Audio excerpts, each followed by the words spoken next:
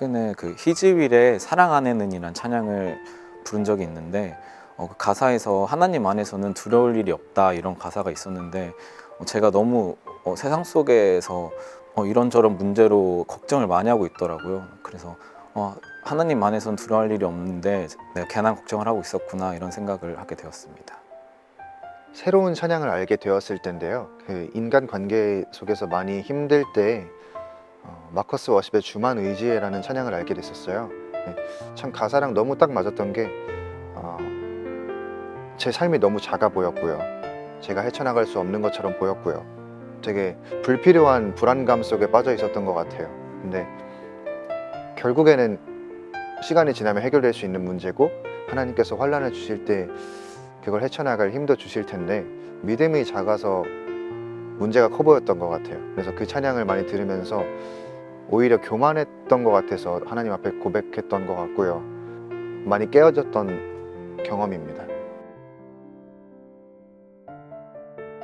사실 하나님과 소통할 때 기도가 중요하다 생각했는데 제가 기도를 많이 못했음에도 불구하고 하나님께서 그 찬양으로 저의 기도 제목 같은 거를 응답해 주시고 저와 동행하시고 계시구나 이런 거를 느끼고 두려움 없이 사랑 안에서 나아갈 수 있었던 것 같습니다.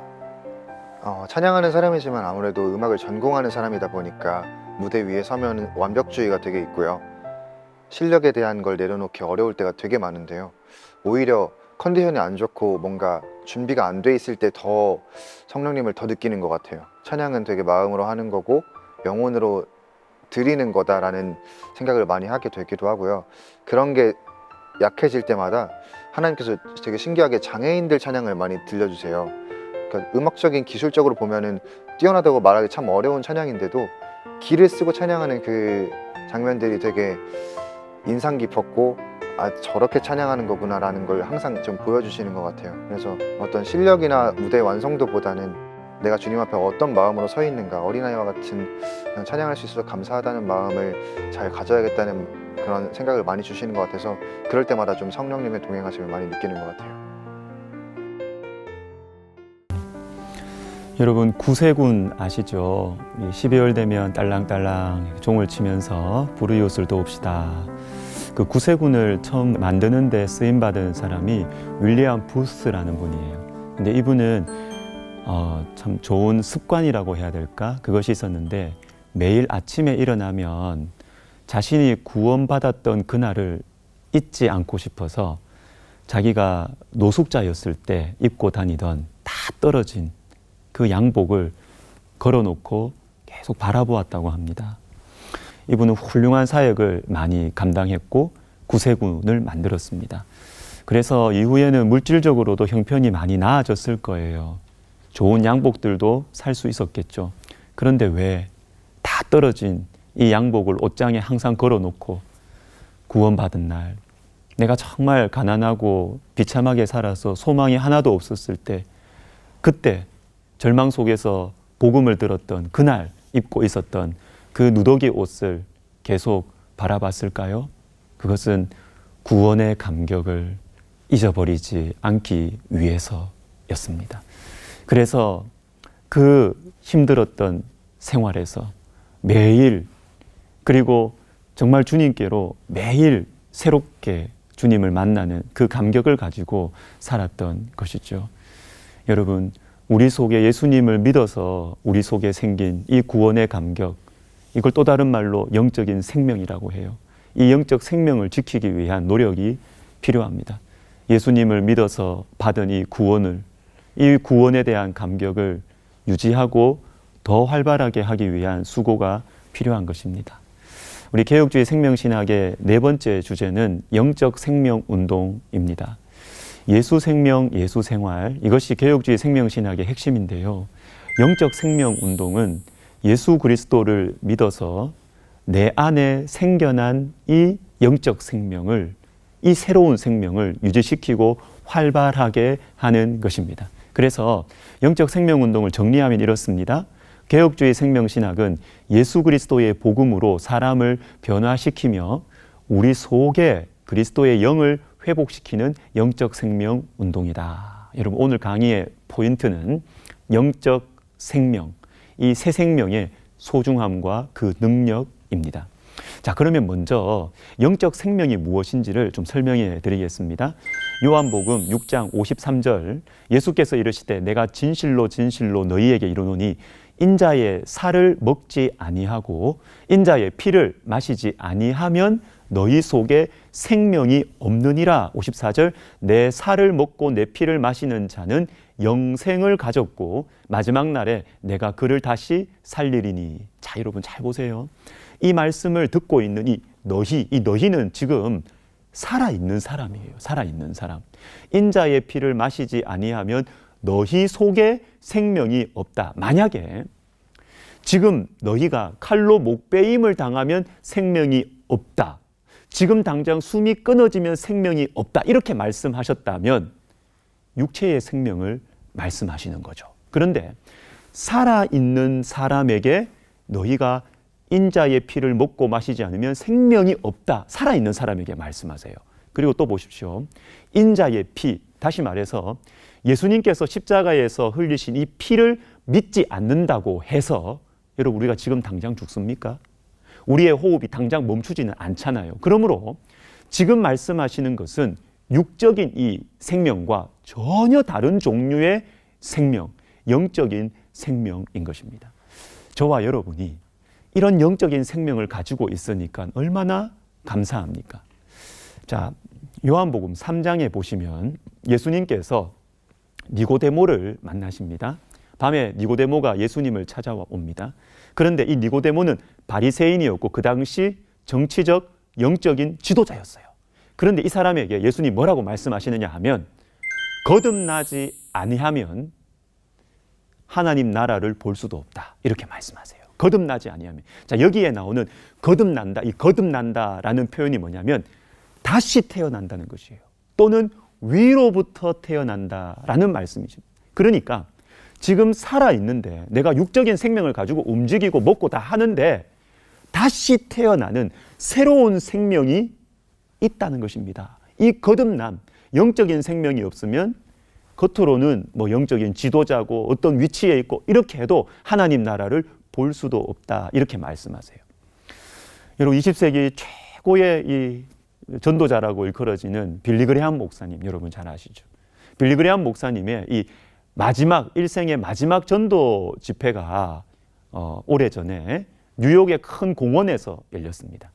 그 저녁 집회에 빌리 그레함 목사님이 한 이야기를 들려주십니다. 그 당시에서 몇 년 전에 미국 월드 시리즈 7차전 동점이었어요. 7차전 마지막 경기에 동점이었고 9회 말 2사 만루였습니다.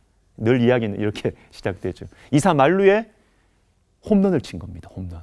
이 얼마나 감격스러워요. 그래서 막 난리가 났습니다. 그런데 이 홈런 친 타자가 1루, 2루, 3루 홈에 딱 들어오니까 심판이 아웃이라는 겁니다. 아웃. 왜 그러냐 보니까 1루를 안 밟고 돌았어요. 1루를 안 밟고. 그러면서 빌리 그레함 목사님이 우리들에게 이렇게 도전합니다. 우리가 교회에서 이런 일도 하고 착한 일도 하고 봉사도 하고 이것저것 일들을 많이 한다는 거예요. 그러나 우리가 거듭나지 아니하면 우리 속에 영적인 생명이 없으면 마지막 가면 아웃이라는 겁니다. 아웃이라고. 그러면서 우리에게 거듭나야 된다고. 이 영적인 생명이 있어야 된다고 우리들에게 도전하는 것입니다. 여러분, 로마서 6장 4절에 보시면 이런 말씀이 있어요. 그러므로 우리가 그의 죽으심과 합하여 세례를 받음으로 그와 함께 장사되었나니 이는 아버지의 영광으로 말미암아 그리스도를 죽은 자 가운데서 살리심과 같이 우리로 또한 보십시오. 새 생명 가운데서 행하게 하려 함이라. 자, 여러분, 영적인 생명은 새 생명이에요. 육적인 생명과 다른 새 생명이라고 하십니다. 여러분, 육적인 생명은 나이가 지나갈수록 점점 약해지잖아요. 꺼져가고 죽어갑니다. 그러나 영적인 생명은 죽지 않아요. 우리의 육신이 죽어도 영적 생명은 계속 돌아갑니다. 계속 돌아갑니다. 저와 여러분이 예수님을 믿어 이런 새 생명을 가지고 있으니 얼마나 감사합니까? 자, 그런데 이 영적 생명에는 특징이 있어요. 영적인 생명은 가만히 있지 않아요. 움직입니다. 방금 본 로마서 6장 말씀에도 나오죠. 새 생명 가운데서 행하게 하려 함이라. 영적 생명을 가진 사람은 여러분 가만히 있을 수가 없습니다. 영적 생명, 즉 새로운 종류의 이 생명 가운데서 행합니다.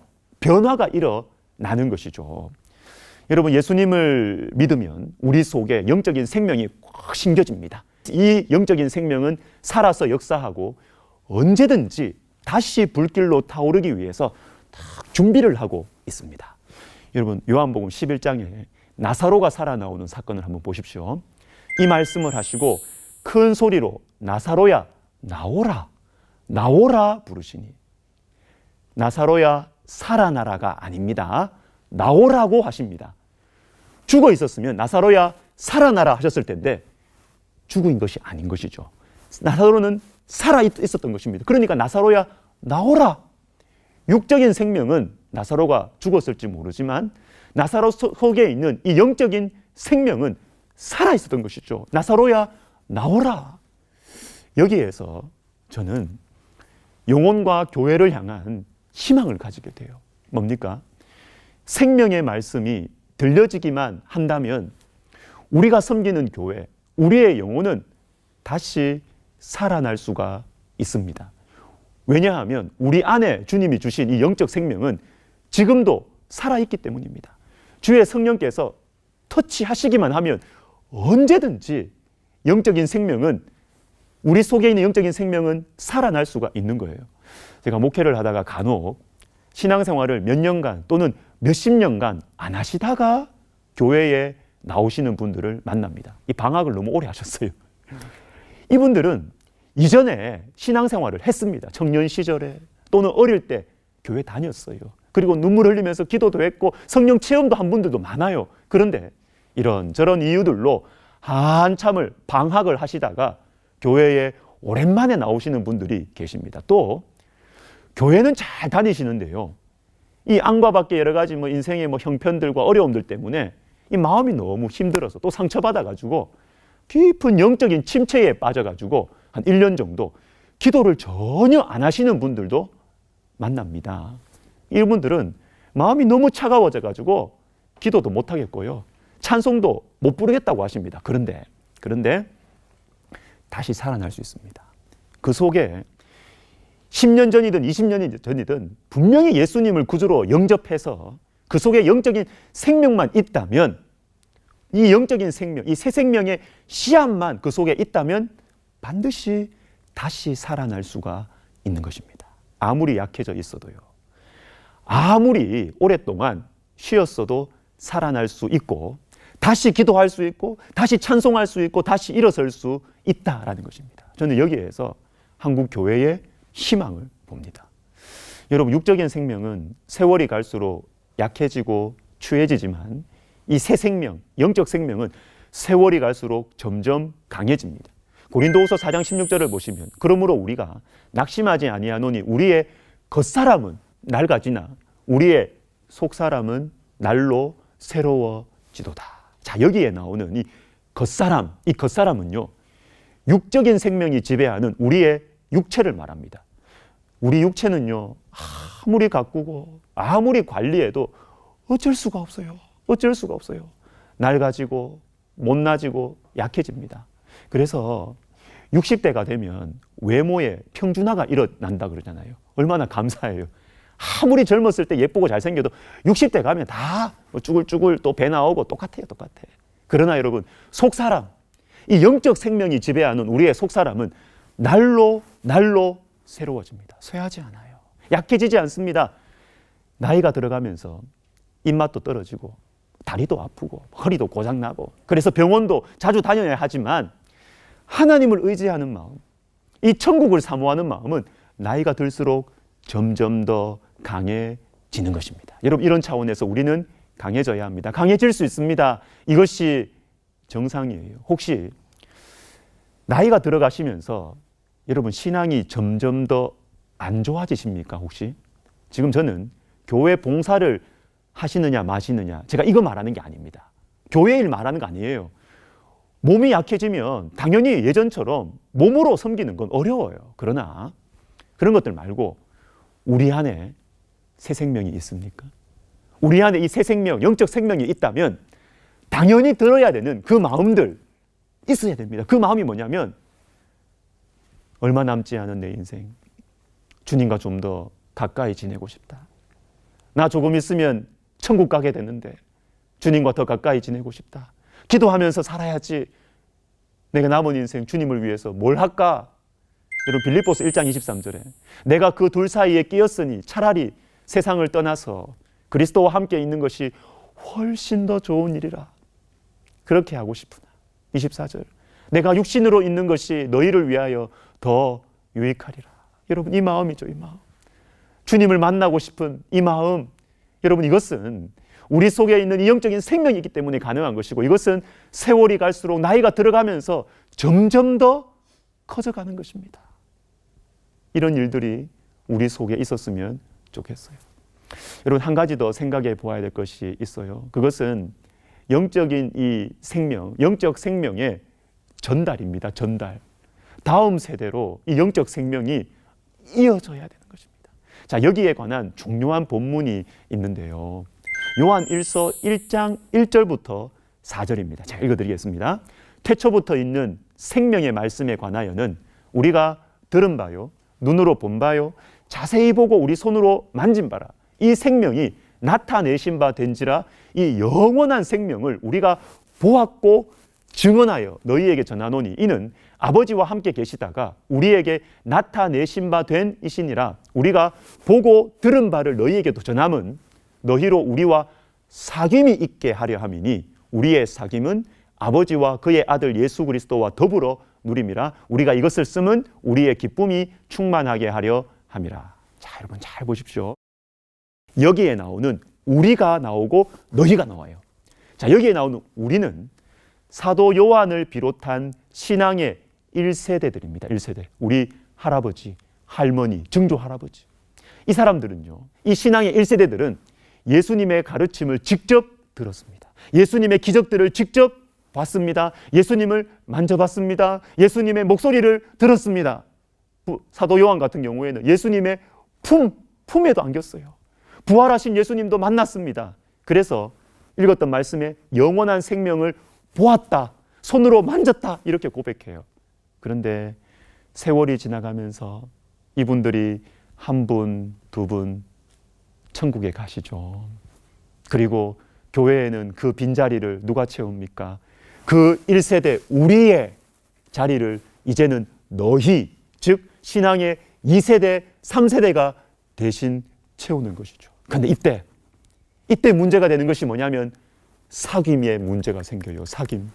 1세대가 가졌던 이 영적인 생명이 2세대, 3세대로 전달되지 않는 것입니다. 우리 엄마, 우리 할아버지, 할머니 기도 많이 했다. 나는 기도 안 해. 이런 일이 생기는 것이죠. 요한일서 1장 3절에 우리가 보고 들은 바를 너희에게도 전함은 너희로 우리와 사귐이 있게 하려 함이니 우리의 사귐은 아버지와 그의 아들 예수 그리스도와 더불어 누립니다. 신앙의 이 전수, 이게 사귐으로 나오고 있어요. 이것도 우리의 사귐. 그래서 어떤 분들 얘기 들어보면요, 교회 다니십니까? 그러면 우리 아내가 교회 열심히 다닌대요. 우리 어머니가 기도 많이 하는 분이에요. 그러면 우리 선생님은요,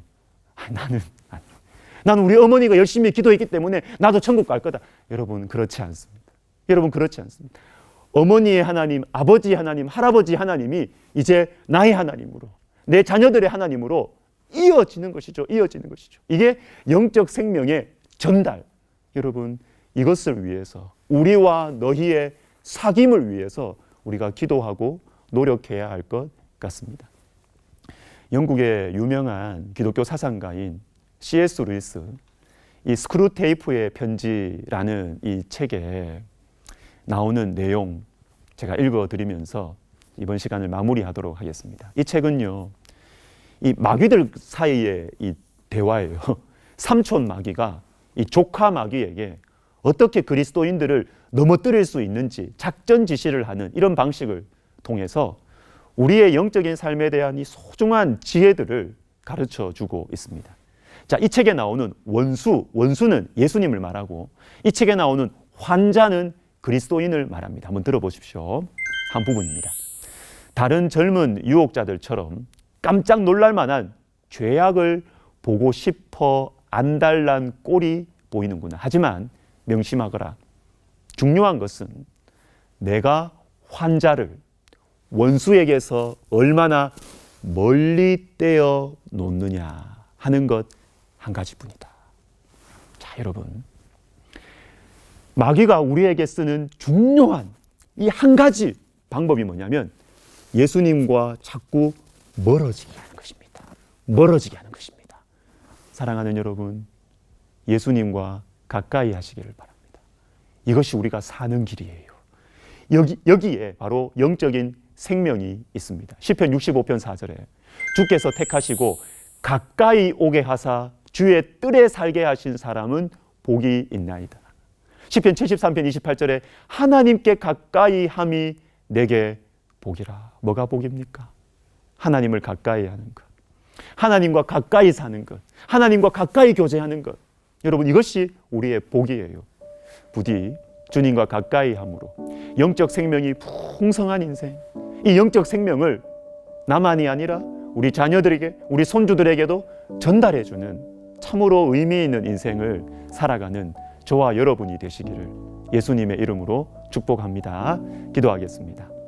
하나님 아버지, 우리 속에 예수님을 믿어 영적인 생명, 사라지지 않는 영적인 생명, 새 생명 허락해 주셔서 감사를 드립니다.